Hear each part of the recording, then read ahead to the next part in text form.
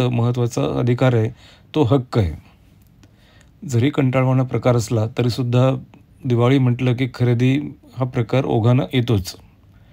दुकानांच्या बाहेरसुद्धा अतिशय वातावरण आनंदाचं आणि उत्साहाचं अशा पद्धतीचंच आपल्याला बघायला मिळतं.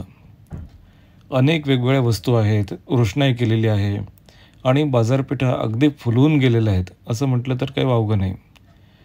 आवडते रंग, आवडते कपडे यांची खरेदी हा एक दिवाळीतला अतिशय महत्त्वाचा असा भाग आहे. लहान मुलं आणि त्यांची खरेदी हा एक आणखीन भलताच टास्क आहे बरं का. वेगळाच टास्क आहे.